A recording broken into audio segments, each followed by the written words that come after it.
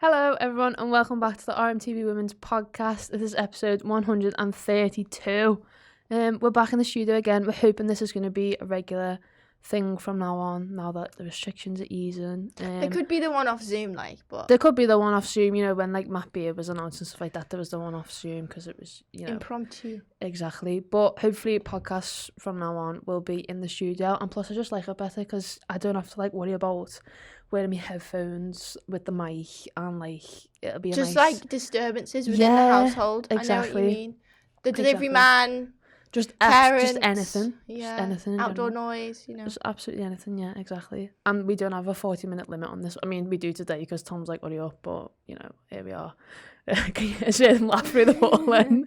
A couple of topics to discuss today. First one we'll kick off with is obviously the Women's Champions League final was on Sunday. Absolutely mad. I didn't tune in till 15 minutes gone, and Barcelona were 3-0 up. I don't know. And I was thinking to myself, is this actually real? Is this real life? I didn't think that. No, you didn't go in. You didn't spontaneously break into a song. No. But it was mad. First of all, they conceded within 33 seconds. That's mad. The maddest own goal you'll ever see. If you haven't seen it, please go and watch it because that'll never happen again. It's very who was it? I want to say it was Laura Bassett. The last World Cup, 2015 World Cup, when we played Japan. That wasn't the last World Cup. Not the last World Cup, the one before the last one, the 2015 one, when the own goal, and it pure looped over the keeper against Japan, and throwback honestly, vibes. Proper throwback vibe. Triggered me a little bit, not gonna lie, bit of PTSD, but we move on. But Triggered. there was this whole big hype up for obviously the Women's Champions League, and I think there was especially a big hype around Chelsea with the form that they've been in this season. I think going into that game, they hadn't lost in 16 games. That's crazy, which is a really good run. But, yeah, just wasn't meant to be this time. You know what? I was actually proper sad for them because I think it would have been the first time an English club had won it since 2006. So, although, don't have any affiliation to Chelsea other than the fact Neve Chelsea's there, what a legend. Nothing else. And Sam Kerr, also a good time.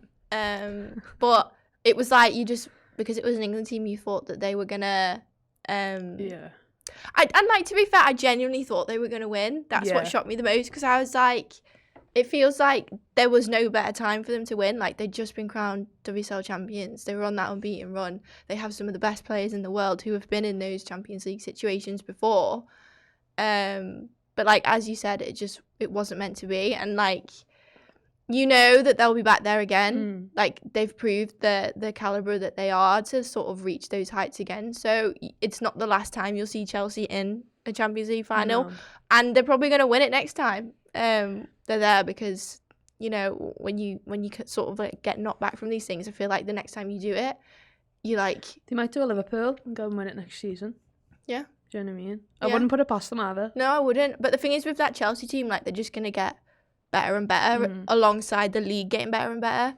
And I think you've got to give them a lot of credit for what they've been able to achieve this season. I mean, it's all very well winning the league with fans, but without fans it's even harder. So they've done an amazing job back to back as well. Incredible. But I was a bit sad when I found out they hadn't won, because I really genuinely wanted them to win. Yeah, and it was kind of it's kind of 4-0 at half time, you pretty much know the game's done. The game's gone. Yeah, and if I was a player, I'd be going in the dressing room and my head would be fully down. I'd be no, we can't come back from this.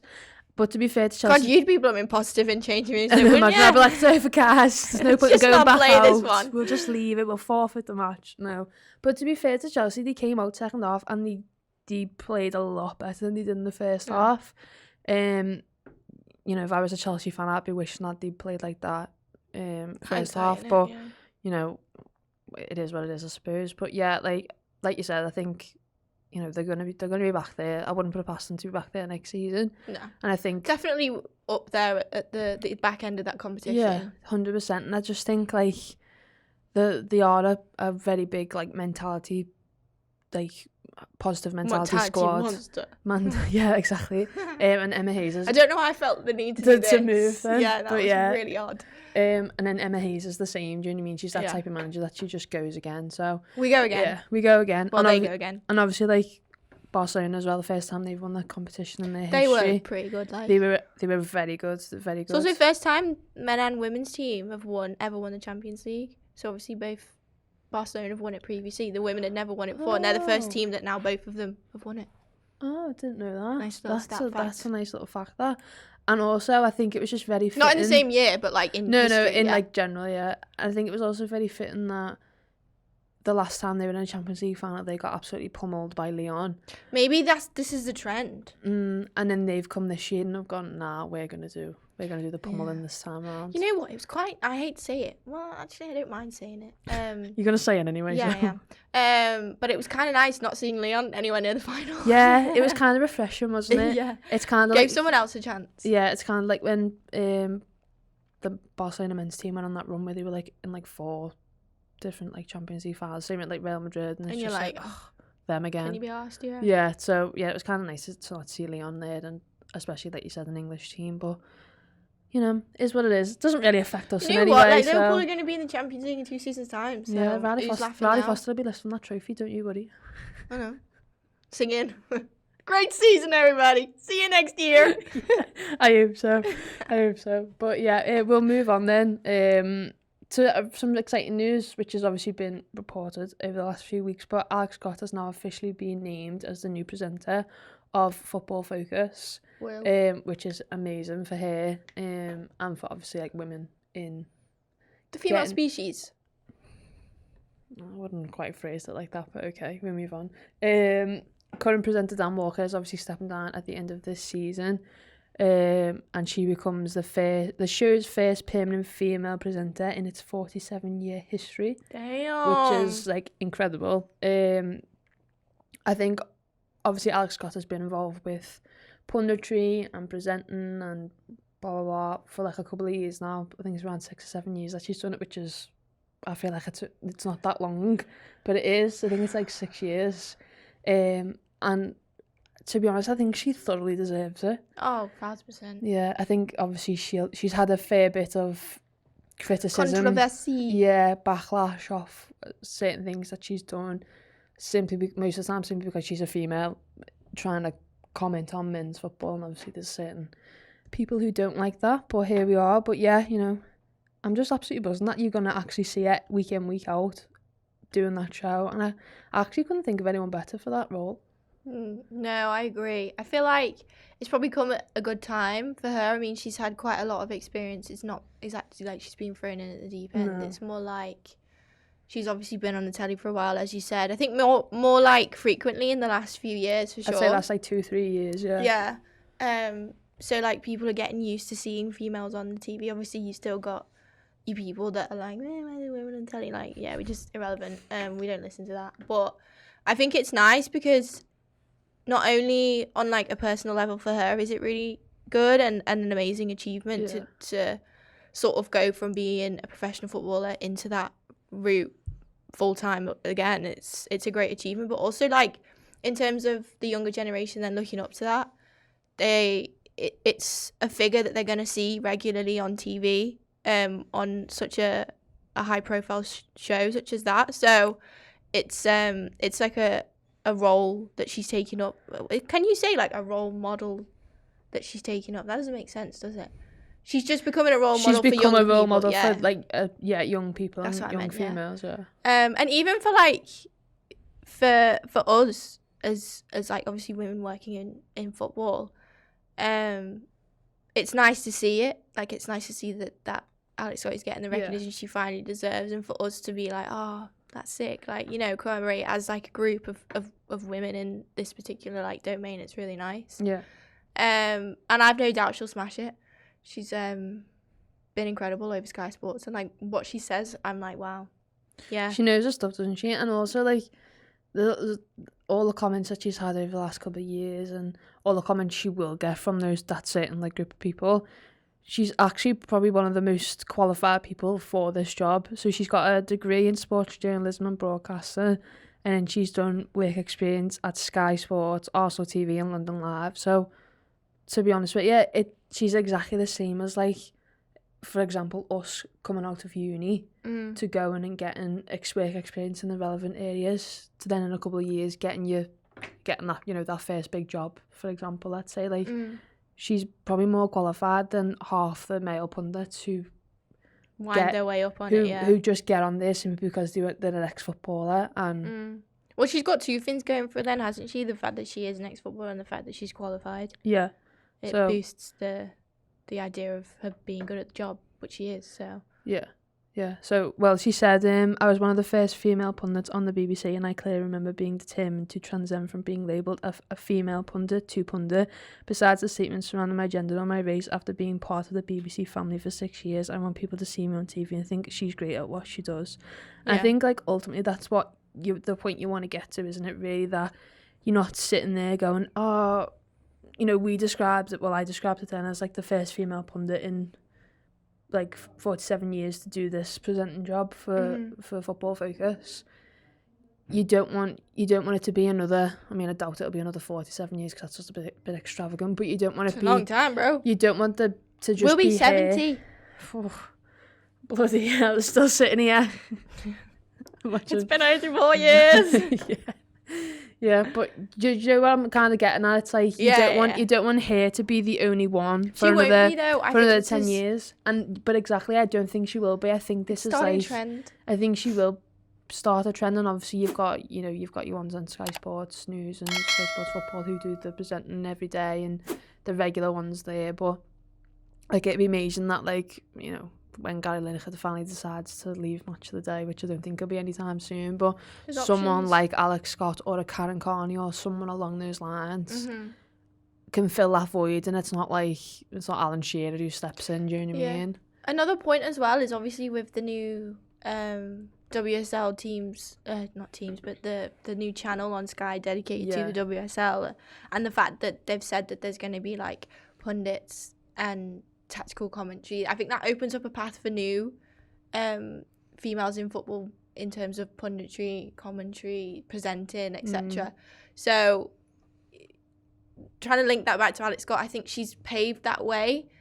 Like, we're probably going to see her on that as well, some of the WSL shows. I think she'll probably cover quite a few games there, but she's sort of set that standard for young women in, not even young women, but women in football, in media, to actually realise that there's the option to do that, and there's now so many more opportunities to do that. Because people obviously seen that Alex Scott's not the only woman who knows about football, but she's been able to prove that for everyone else. So now we've all got more of a chance, basically. And when you think about that new Sky deal for the women's game, that's obviously opened up a new sort of branch of opportunities for young females in sport and in presenting in media to sort of get involved, which is only good as well. Yeah, and I think because it's like Football Focus, which is mainly like men's football based, it makes it just like that little bit sweeter as well, I suppose, because she's a female trying to sort of take over a male dominated industry. Because obviously you've had like your Gabby Logans and your Claire Baldwins who have through the years have had their fair share of goes. They cover all sports as well, don't they? But they cover all sports, and, you know, like, for example, Gabby Logan did amazing when it was the 2019 World Cup. Like, she was the main presenter for that, and does rugby as well. There's they branch out into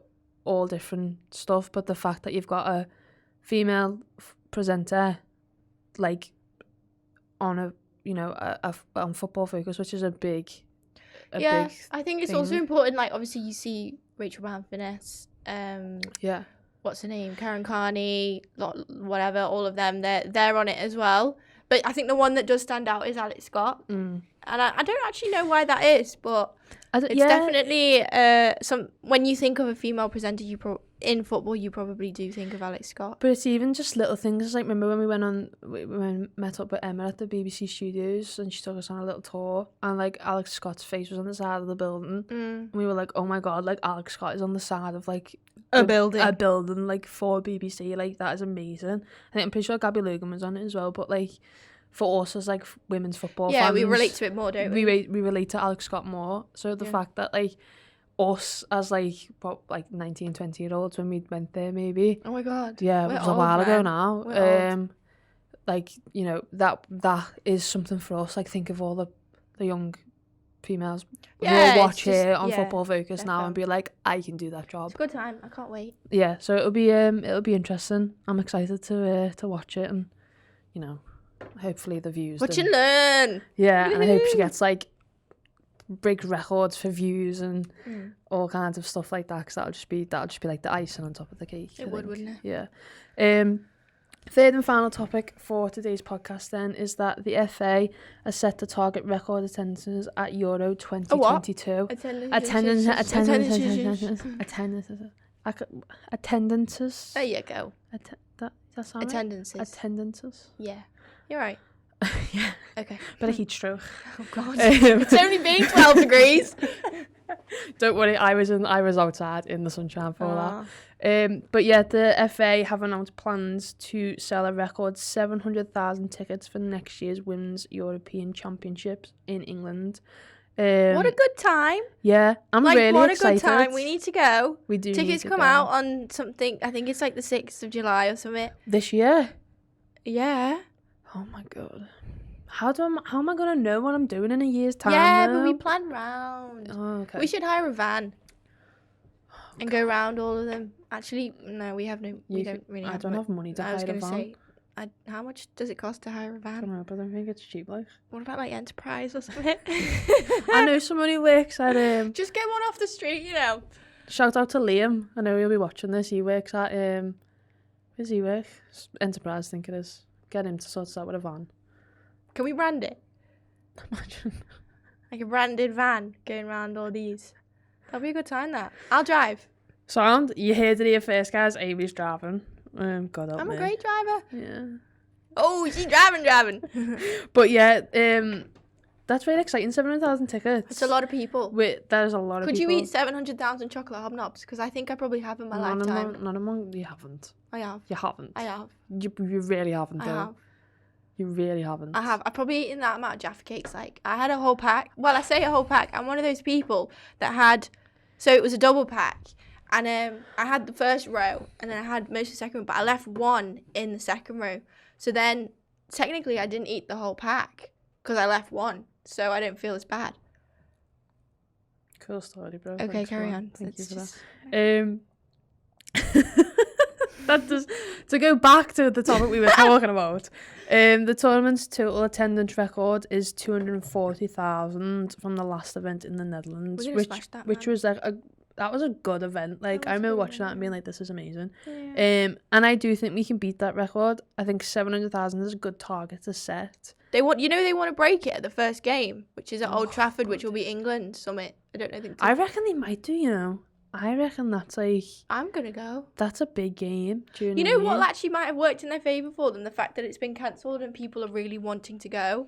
Yeah. It's given that extra like year for people to get involved. And also, ticket prices aren't that bad. So tickets range from £5 to £50 with more than 500,000 priced at £25 or less. Oh. So the fact that it's like affordable like... Jinx Padlock 1, 2, 3. Yeah, the fact that it's like an affordable event that people can attend and it's local for like obviously people in England. And... Well, they say everyone, at least most of the population, should be able to access it within a 2-hour drive. Oh. Because there's like loads of different stadiums in there. Well, how does that work? Because I don't know, but I read it. It's true. Are they just talking about in England? Or in England, yeah. Oh, I thought you meant like Europe. I was like, well, that's not gonna happen. No, yeah. I was like, why are they building like one big motorway? Just to like, just for the Euros. Rainbow Road. Rainbow Road, just for the Euros. That'd be a good time though. Yeah, we should try and... Should we go to the final? Yeah. Okay. Sure. Okay. Is it Wembley? That means we're going to have to get a... So you don't want to go then? I do, but like, can't we just like snap and be there? Do you know what I mean? Like, it's the travel, and then it's the hotel, and it's the food, and then it's going to the game, for a good and then cause. Food again, and then sleeping over, and then going back. Oh, shut up, you mooning, will you? You wanted to go to all of them 10 minutes ago, and now you're like, we'll get a van. You were getting a van 10 minutes ago, and now you're like, no, we're not going. I want a van. I just want to drive a van. It'd be a good time. Oh, for God's sake. That's what you're getting for your birthday, a drive a van experience. On the roads? Or just in a parking Wherever you parking want lot? one, wherever you want, I'll get you that. That's amazing. But yeah, That will I don't be- know how to circle it back to the Euros. now. Yeah, we're getting a van and going to the Euros, which is happening next year. I don't know a segue to get it back to. I've just done it for you. You haven't. I You're have. still going on about the van. Anyway, the FA has setting out a plan. Tom, stop laughing because I can hear you laughing through the wall. The van! I can hear you laughing through the wall. Stop it. Yeah, so the I don't know what to say.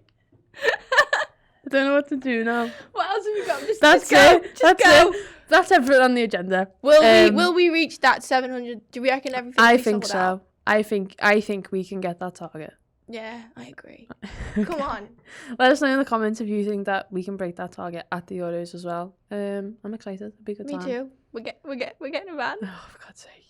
We're getting a van, guys. But yeah, hope you enjoyed this podcast. I hope you just didn't leave. Are you okay? No, I'm about to like pure. whack Anyway, me let's over the just head after go. we've Let's just finished. go. Yeah, but yeah, thank you very much for watching today's podcast. Remember to like the video, comment, subscribe to the channel, and we'll see you all next time with a new podcast. Bye.